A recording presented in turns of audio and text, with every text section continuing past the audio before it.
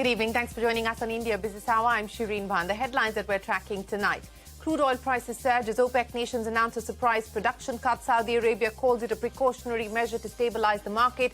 The White House says the cuts are not advisable. Analysts expect oil prices to touch $100 a barrel by the end of the year.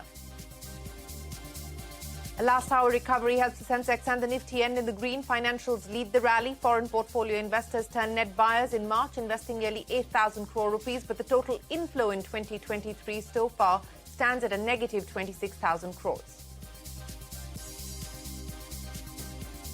Auto sales in March throw up a mixed bag. India's top car maker Maruti Suzuki sounds a note of caution, warns of red flags that can impact demand.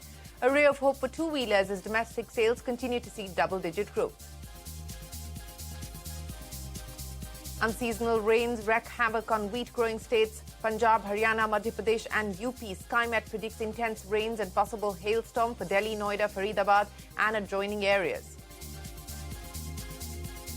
Milk prices continue to rise, with Amul becoming the latest to hike prices by 2 rupees a litre in Gujarat. Milk prices across the country have risen by up to 15% since 2022. Lenders to Reliance Capital rescheduled the second round of auction to the 11th of April. The two-horse race between Torrent and Hinduja Group is now a three-horse race with the entry of Oak Tree Capital. That's a CNBC-TV18 exclusive.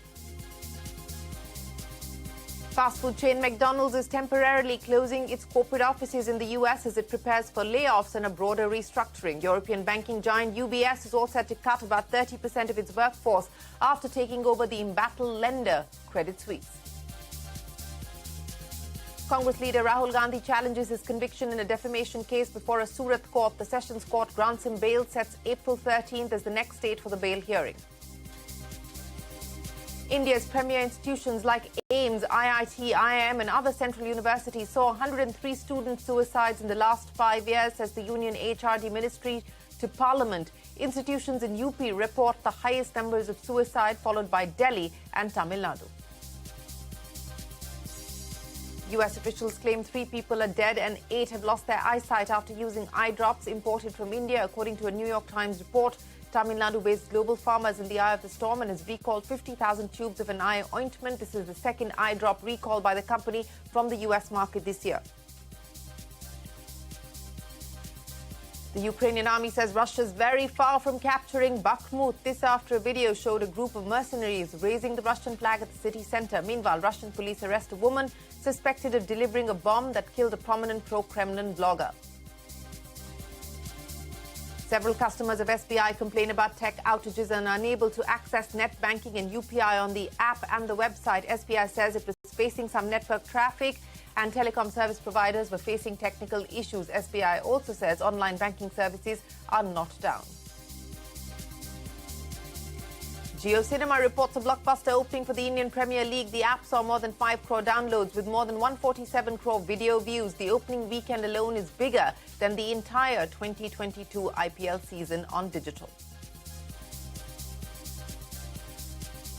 Celebrities from around the world converge in Mumbai for the launch of the Nita Mukesh Ambani Cultural Centre. It's India's first multidisciplinary cultural space for music, theatre, fine arts and craft. Well, the top story this evening, oil prices surged 8% in early trade. This after OPEC Plus nations announced that they would slash output by more than 1 million barrels per day. Saudi Arabia has said that the surprise move was a precautionary measure targeted at stabilizing the oil market. This comes on the back of Russia's decision to trim oil production by 500,000 barrels a day till the end of the year. The US has criticized the move. A spokesperson for the National Security Council said, and I quote, "We don't think the cuts are advisable at this moment, given market uncertainty, and we've made that clear," end of quote. US President Joe Biden has repeatedly said that the group should not be cutting production, citing rising inflation, accusing the OPEC Plus of camaraderie with Russia. High oil prices will help fill Russia's coffers and bolster its war efforts in Ukraine. Manisha standing by with more on the cut in production and the impact on oil prices. Manisha. Well, thank you for that. Yes, that's right. The oil prices did surge after the OPEC and allies announced surprise production cuts. Let's take a look at how the prices have fared in the month of March. Oil prices actually fell 5% in March, hit a 15-month lows of $70 a barrel, and the fall in crude prices could have been the reason that prompted the OPEC and allies to cut production. Well, the group trimmed production by 1.16 million barrels a day. The Saudi Arabia is calling this a move to precautionary measure in a bid to support oil market stability. The cuts, which will start in the month of May this year, will continue till the end of 2023. Russia and Saudi Arabia will cut production by nearly 500,000 barrels per day, while UAE, Kuwait and Iraq will cut production by anywhere between 200,000 to 100,000 or even lower for some of those countries. The OPEC's volume cuts now with all of this stands at 3.6 million barrels per day, which accounts for 3.7% of the global demand. The OPEC has cited an export halt from Turkey, the rebound in Chinese demand, the slowing U.S. inflation and the high U.S. crude production in the month of March as a reason for the volatility in crude oil prices. So the big question is on where are the crude oil prices headed by the end of this year? We have Goldman Sachs report coming over the weekend which says that the prices are headed to $100 a barrel. A similar report from JP Morgan also says that $96 a barrel is where they are expecting the crude oil prices to end this year at. CMC markets and energy aspects see the crude oil prices going to $100 a barrel as well. And then you have ING quoting prices at 90, Vanda Insights at 80, 85 and Refinitiv talking about $80 a barrel as well is where the crude prices could be before we end this year. I'm not substantially revising my expectations for this year. As I've been saying, last year Brent averaged around $100 a barrel. For this year in 2023, I'm expecting it to be $15 to $20 lower year on year on average. We're looking at this point in time in the short term up to between $85 and $87, but perhaps longer term we could see the oil prices actually weaken, and we wouldn't be too surprised if we saw it between $70 and $80. Well, that's the latest as far as the oil market is concerned. But here's CNBC-TV18 exclusive. Chairman of the Gas Pricing Committee, Kirit Parikh, is hopeful that the Union Cabinet will clear most recommendations tabled by his panel. Speaking to CNBC-TV18, Parikh said he is against implementation of the recommendations retrospectively. Shares of city gas distributors like IGL and Mahanagar Gas slipped in trade after administered pricing mechanism gas prices were kept unchanged. The expectation was that the change would happen from the 1st of April. Take a look. I've heard from people that yes, the cabinet is considering it. It's likely to be approved, but when it will be is anybody's guess.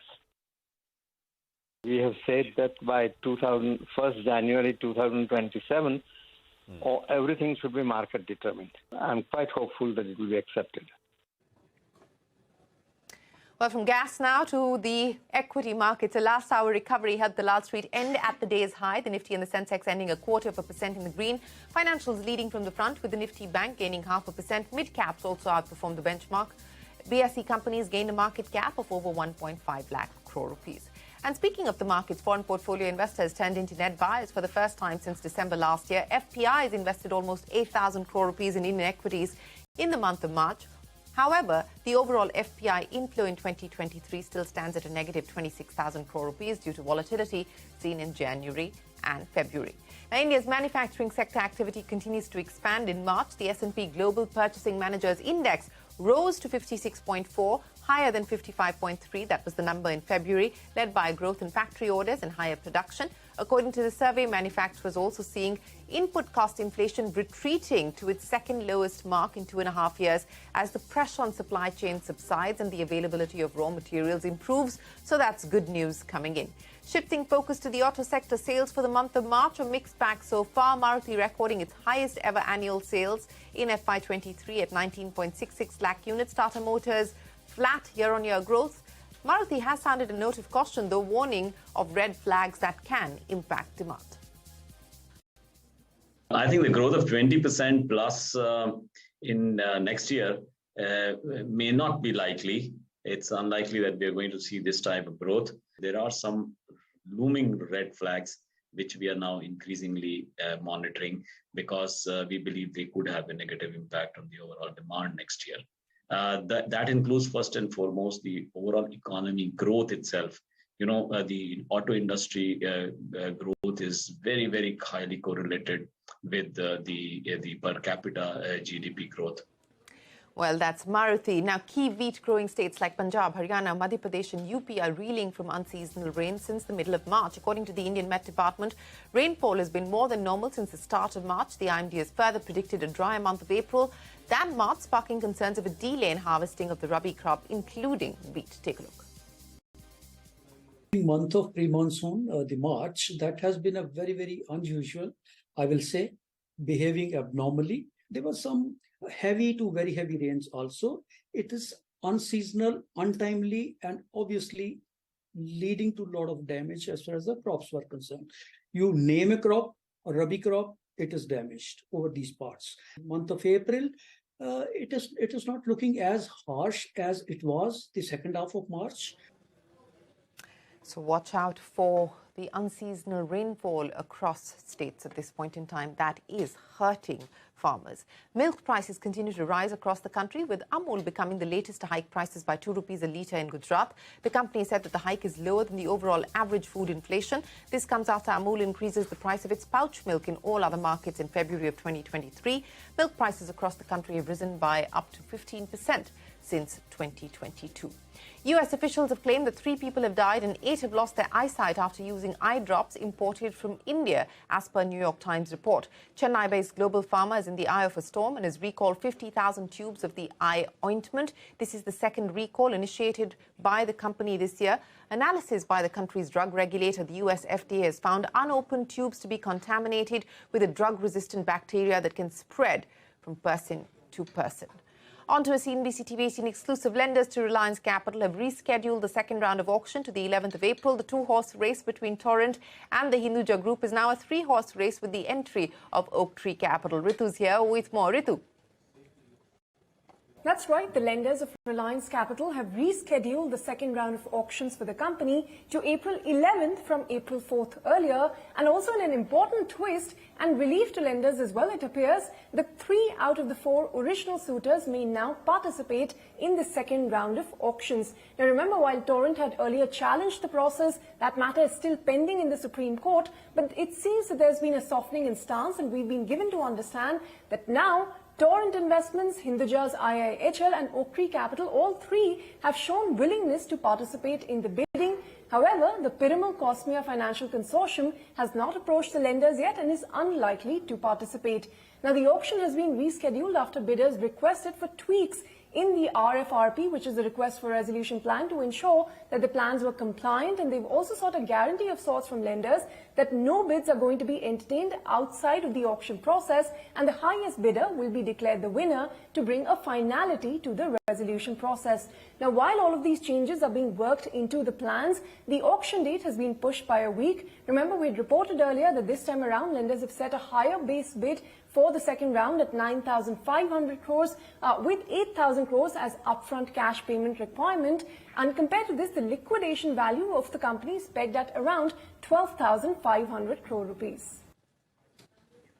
Ritu, many thanks for joining us. Now, several customers of State Bank of India have complained about tech outages and saying that they're unable to access net banking and UPI on the app and the website. SBI says it is facing some network traffic, and telecom service providers are facing technical issues. SBI also added that online banking services are not down. It's a big revenue boost for the government. Direct tax collections for FY23 have exceeded the budget estimates by 2.4 lakh crore rupees, which is almost 17%, while gross direct tax collection stands at 19.6 lakh crore rupees, registering a growth of 20.3%. Net collections have marked a growth of 17.6%. In global business news, fast food giant McDonald's has temporarily shut its offices in the US as it prepares for layoffs. As per reports, in an internal email last week, the company reportedly informed its US and international employees to work from home from Monday to Wednesday. The company has also informed its staff to cancel in-person meetings with vendors outside parties at its headquarters. And speaking of layoffs, European banking giant UBS plans to lay off around 30% of its global workforce after completing its takeover of Credit Suisse. A report by Bloomberg cites that the company will lay off nearly 11,000 employees in Switzerland alone and around 36,000 employees globally. This figure is higher than the 9,000 job cuts that Credit Suisse has announced before the UBS acquisition. News publisher The New York Times official Twitter account has lost its verified tick on the social media platform. This after the publisher said it will not pay the site a monthly fee to retain its checkmark. The news organization also added that it was not planning to pay a monthly fee for checkmark status for its institutional Twitter accounts. Twitter had earlier announced that accounts will lose ticks from the 1st of April as it begins to wind down its legacy verified program. The Nita Mukesh Ambani Cultural Centre was inaugurated over the weekend in Mumbai. This multidisciplinary cultural space aims to preserve and promote India's art, culture and heritage through varied art forms. Key celebrities from across the world attended the grand three-day opening gala. Shilpa Ranipeta brings you a special report on everything you need to know about the NMACC. And now, with immense pride and joy, I declare the Nita Mukesh Ambani Cultural Centre open.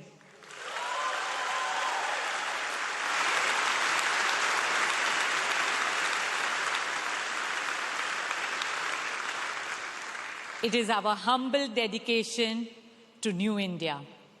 आज मैं बड़ी विनम्रता से हमारे खूबसूरत देश भारत को यह केंद्र समर्पित कर रही हूँ.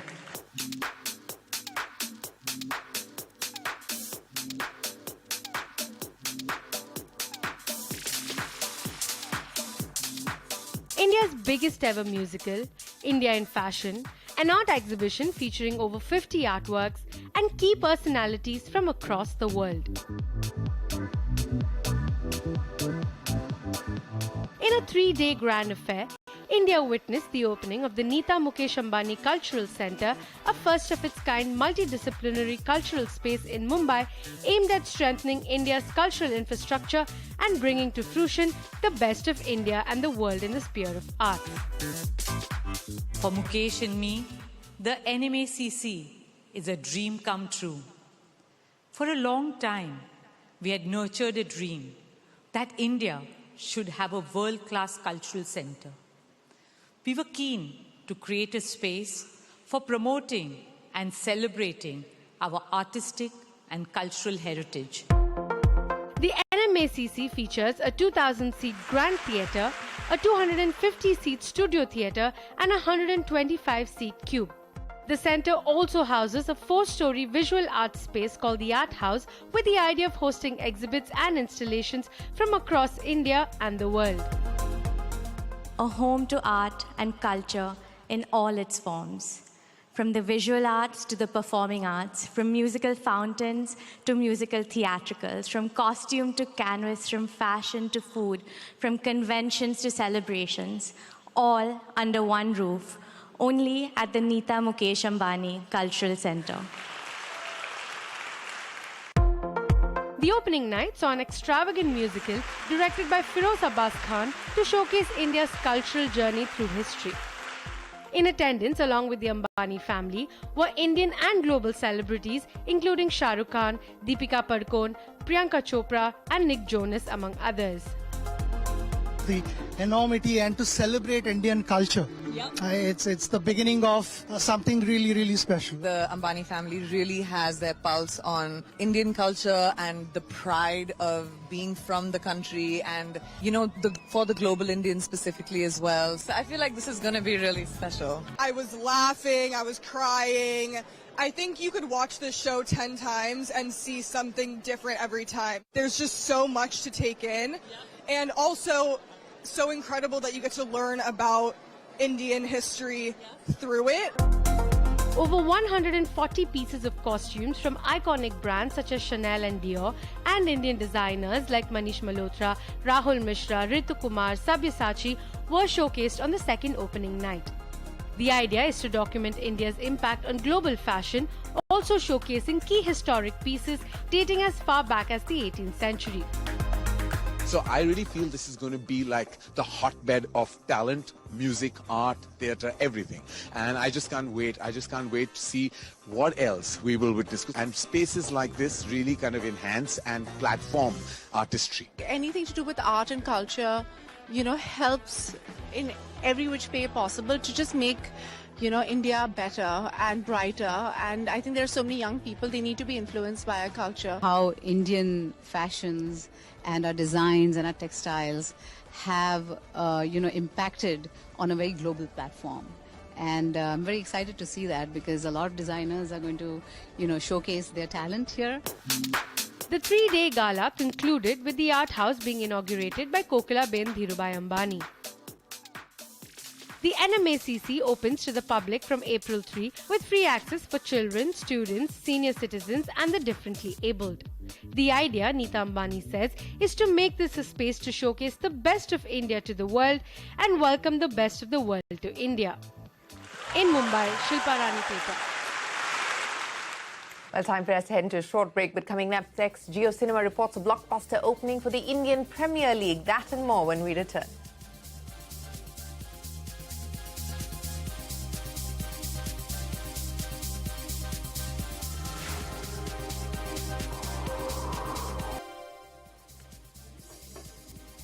In relief for Congress leader Rahul Gandhi, the Sessions Court in Gujarat, Surat, has granted him bail in the 2019 defamation case and has set 13th of April as the next date for hearing. In his first reaction after that, Rahul Gandhi said, and I quote, "In this fight, truth is my weapon and support," end of quote. Gandhi had filed an appeal against his conviction in the defamation case before the Surat court. He was accompanied by his sister Priyanka Gandhi Vadra, Chief Ministers Ashok Gehlot, Bhupesh Baghel, Sukhwinder Singh Sukhu, along with them party workers and leaders from across the state in support.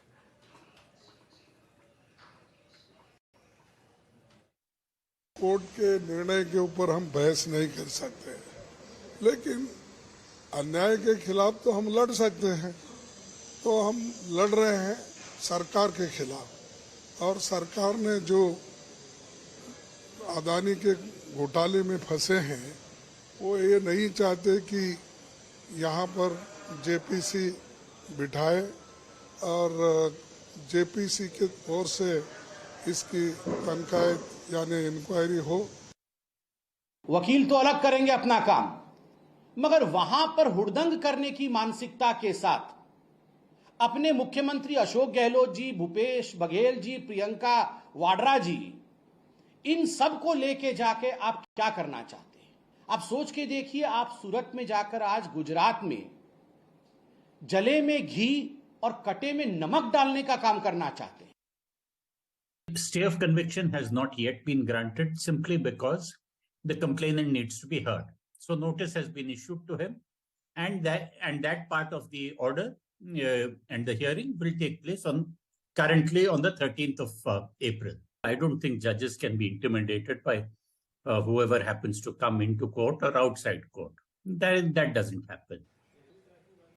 The next date of hearing in the Rahul Gandhi case on the 13th of April. Jio Cinemas reported a blockbuster opening for the Indian Premier League. Sonia joins us now with the key numbers. Sonia. Oh, it was exceptional in terms of the numbers that Jio Cinemas had to report just in the opening weekend. The stats are looking phenomenal. So here goes. It was bigger than IPL 2022 overall on digital last year. So just the opening weekend had better numbers than all of the IPL last year. 147 crore video views is what Jio Cinema got just in the opening weekend. Now, if you look at it per viewer per match, it was an average of 57 minutes that Jio Cinemas clocked in, and this is almost 70% higher than what we saw in 2022.